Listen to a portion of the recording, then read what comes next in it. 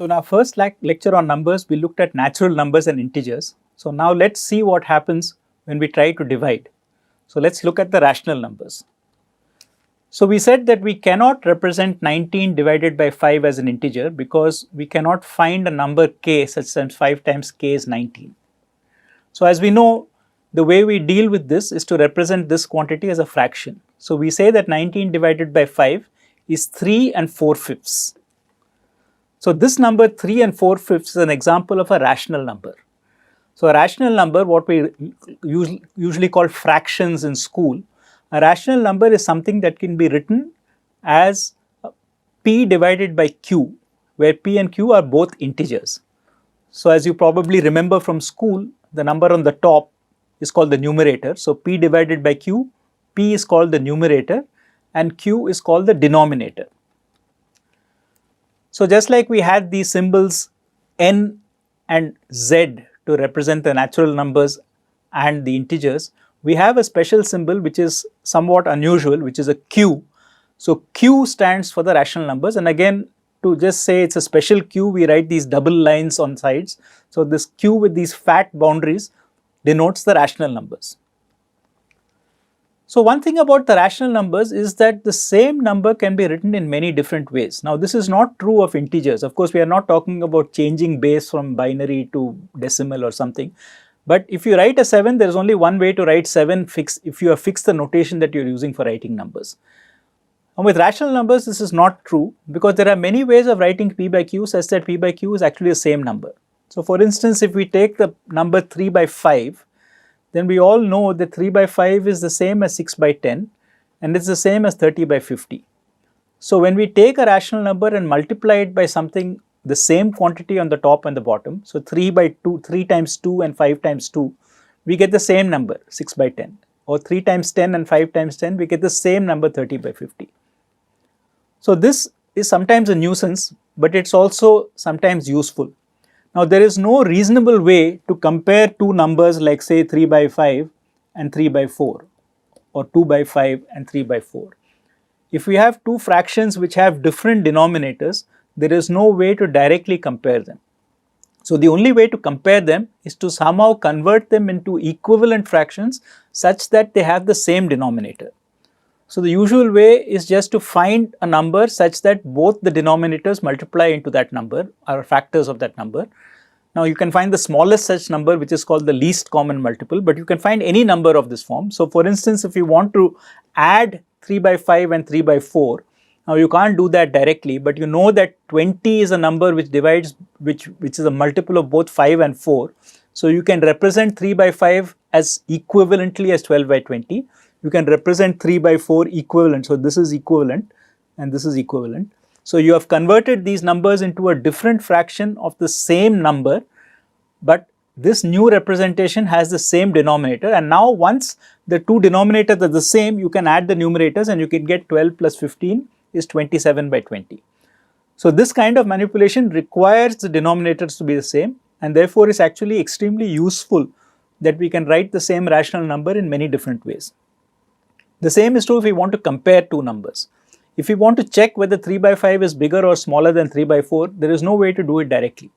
What we have to do is again take the denominators and make them the same, and then say that 12 by 20 is less than 15 by 20 because you are dividing something into 20 parts and you are taking 12 of them, that is less than taking 15. Now as I said, there is no reason why this must be the smallest one. So for instance, you could take a bigger number like 100, right? So 5 goes into 100 and 4 also goes into 100. So we could also say that 3 by 5 is the same as 60 by 100 and 3 by 4 is the same as 75 by 100, and therefore since 60 is less than 75, 60 by 100 is less than 75 by 100, and therefore 3 by 5 is less than 3 by 4. So it's not really important that the denominator is the smallest common multiple of the two denominators, but it must be some common multiple so that you can bring it all to a common number that you can then compare. So we saw that representation is not unique for rational numbers. So how do we find actually the best way to represent a rational number?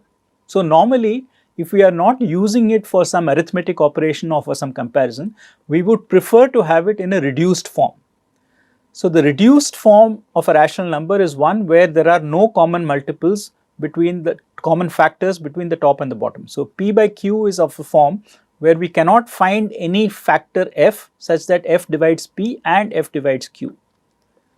So for instance, if we take 18 by 60, then its reduced form will be 3 by 10. Notice that 3 is of the form 3 times 1 and 10 is of the form 5 times 2 times 1.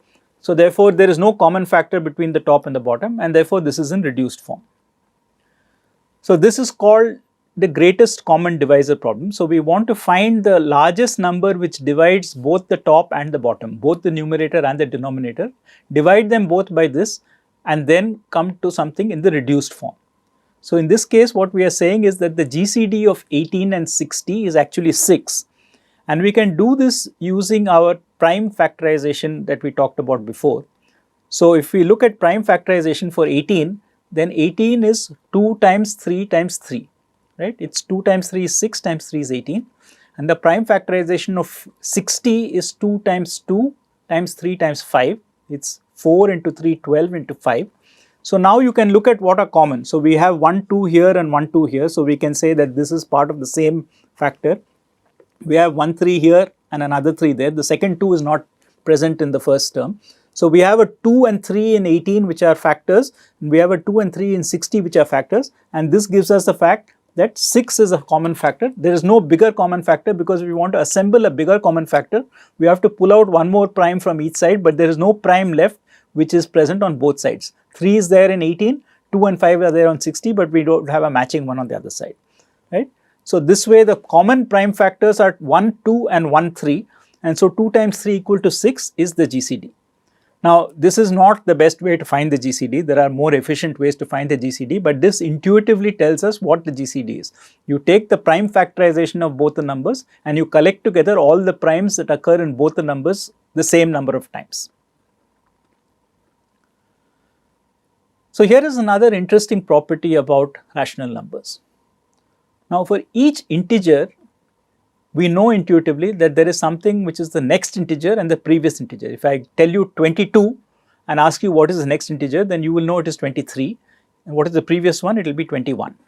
So for every integer m, the next one is m plus 1 and the previous one is m minus 1, and it does not matter if this is positive or negative. So for instance, if I am at 17, then the next integer is 18, the previous one is 16, right? If I am at minus 1, then the next integer is 0, and the previous integer is minus 2. So I can always take the integer that I am at, add 1 and get the next integer, subtract 1 and get the previous integer. So the property of this next and previous is that there is nothing in between, right? So there is no integer between m and m plus 1. There is no integer between m and n minus 1. So that's what next means. It's not some bigger integer or some smaller integer. It is the immediate neighbor in the integer in this number line. Now what about rationals? Is it possible to talk about the next and the previous rational number? Now it turns out that this is not possible for a very simple reason. So between any two rationals, we can always find another one because we can always take the average of two numbers. So remember that if you take the average of any two numbers, then it must be between those two numbers, right? Because it is the sum of the numbers divided by 2. So the average cannot be smaller than both, nor can it be bigger than both. So if the two numbers are not the same, then it must lie strictly between them. If the numbers are the same, then the average is the same. So if somebody has 37 marks and 37 marks, then their average marks is 37. But if they have 37 marks and 52 marks, even without calculating the average, you know that their average is bigger than 37 but smaller than 52. Right? So in the same way, if I give you two fractions m by n and p by q, and I tell you that m by n is smaller than p by q, remember that in order to do this, we would have to normally get the denominators to be the same and so on. But supposing I know that m by n is smaller than p by q. So I know that say m by n is here, and I know that say p by q is here. And supposing you claim that m by n and p by q are adjacent, that is p by q is the next rational after m by n. Well, I'll say no, let me take these two numbers and find its average, right? So this average now is also a rational number because you can also represent it as another p or a by b, right? If you just work out this m by n plus p by q divided by 2, you can simplify this whole expression and you will get a new number which is also of the form a by b. So this is also a rational number. And this rational number, as we argued, must be between the two numbers, and therefore between any two rational numbers, by just taking the average or the mean of the two numbers, I can find another one. So in other words, the rational numbers are dense, right? So dense in the usual sense. So dense just means that they are closely packed together. So basically you cannot find any gaps in the rational numbers, because between any two rational numbers you will find another rational number, and this is not true of the integers, because we saw that in the number line there is a gap between m and m plus 1. There is no integer there, right? So we say that the rational numbers are dense, and conversely we say that the integers and the natural numbers are discrete. So a discrete set has this kind of next property, and a dense set has no next property. Between any two numbers you will find another number, right? To summarize, we use this funny symbol q to denote the rational numbers. And a rational number is just a ratio. So that's where it comes from actually. So ratio, so a rational number comes from the word ratio. And so it's a ratio of two integers, p divided by q. Now, there is no unique representation of a rational number, because we can multiply both the numerator and the denominator by the same quantity and get a new rational number which is exactly the same in terms of the quantity that it represents. And we use this fact for things like arithmetic and comparisons. But if we really want to talk about rational numbers in a canonical way, in a unique way, then we get this reduced form where we cancel out the common factors using prime factorization, so that we get a number whose GCD of the numerator and denominator is 1. And finally, we saw that we cannot talk about the next or the previous rational number, because between any two rational numbers there is another rational number. In particular, if you take the average of the two numbers, you will find a number that is in between. So unlike the integers and the natural numbers, which are discrete, for which next and previous make sense, for the rational numbers there is no such quantity. See you next time.